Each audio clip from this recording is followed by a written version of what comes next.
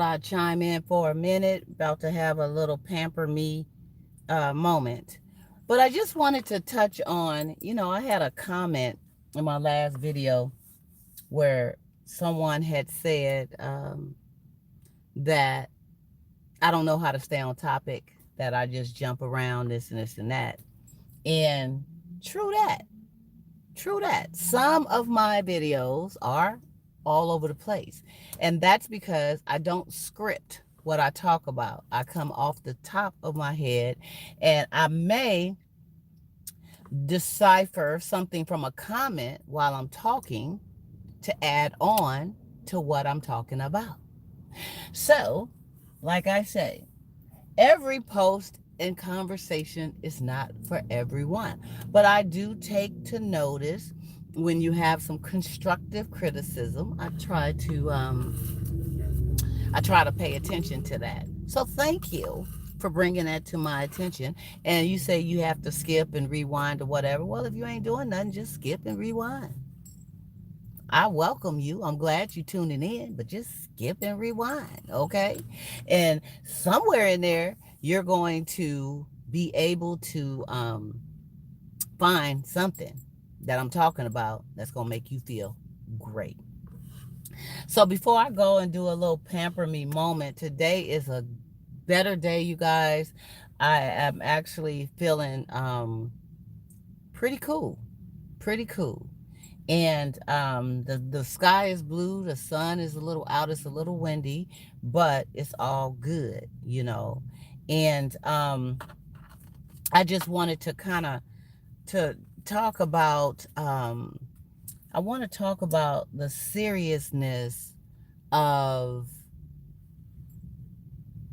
being together in a relationship and on the same page, so that, especially when it's children involved, so that they can see that mommy and daddy is on the same course and not shift. Some kids will try to manipulate the situation. If mommy is saying something different from daddy, they try to manipulate that, and vice versa. But you both should stay on the same course. If they hear you talking and ranting and screaming back and forth to each other, of course, the kid is going to grab hold to the side that they're more favorable to and talk down about the other parent, or make all these excuses and blah, blah, blah, blah, blah, especially if it's a step parenting type of situation. So you have to have that strong, united front. And you can also have that when you're not in the same households, because you can be in the same household. Let me take off these glasses right quick. You could be in the same household, I mean, out of the same household, and still do some really good co-parenting and be on the same page. Mommy said this, daddy said that. No, don't do that. Okay, no, we both on the same page. If mommy said no, it's no.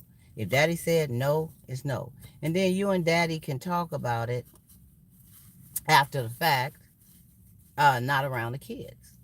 Because they listen, they lurk, they look, and they looking for a reason to cause division most times. So just remember to keep that united front, that cohesiveness as a couple, coming together with making decisions.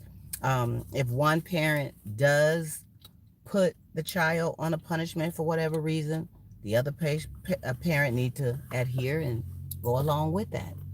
Um, there's a reason. There's a reason. I got sun all in my face, y'all. I'm out here sitting up in the car, so excuse me, long as we don't have no technical difficulties.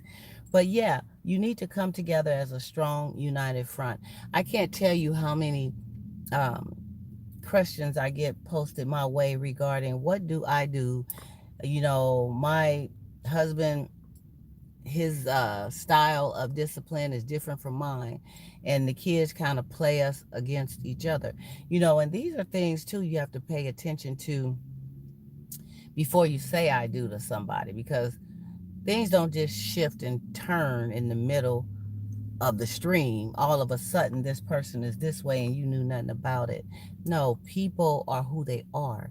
And I think in a lot of times we try to change. We try to change who a person is to appease how we want them to be. We want them to be like us. And nobody's going to be like you. You're uniquely you. So, you have to be able to come together as a couple and keep your cohesiveness as a couple. Um, that's why marriage is not for everyone. It's not for everyone at a certain time. Maybe it's time and stage of your life where it is for you. Then it's a time that is not because you're not willing to give what's needed 100% of giving yourself to the other person so that you both can balance one another. It's somebody pulling back, somebody not giving enough, somebody. So you have to be ready to fall in when you do go there. You have to have that cohesiveness. You have to have that united front as a couple. When you become together in marriage, you become one flesh. And excuse me, somebody was telling me not long ago through a conversation that if you are sleeping with more than one person, and yes, I'm all over the map. I'm all over the map because this is what I do. Okay. If you are sleeping with more than one person, then therefore you are bonding in a way. I don't know if the term they use was spiritual, or you're mixing certain things, spiritual things, with that person that you have slept with. So you may be sleeping with four. So you got all these different dynamics of four different people mixing and mingling and blending amongst all of you. So keep that in mind too. It's not just a casual thing, it's an exchange. So if you're exchanging with more than one, you exchanging with everybody involved. And that goes out of the realm of STDs. We talking about just exchanging um, everything. The spiritual connection, the oneness, the giving of yourself, because your juices is intermixing with their juices and vice versa. So focus, excuse me, you guys, my voice is doing something today. Excuse me. Focus on that cohesiveness with that one person. That's all you need is one. You need to be able to focus 100% on that one. Now, if you're single and you're on the page of dating, you may be dating three or four people. You may be going out on dates with three or four people because you're trying to find your fit. I talked about this on a previous video.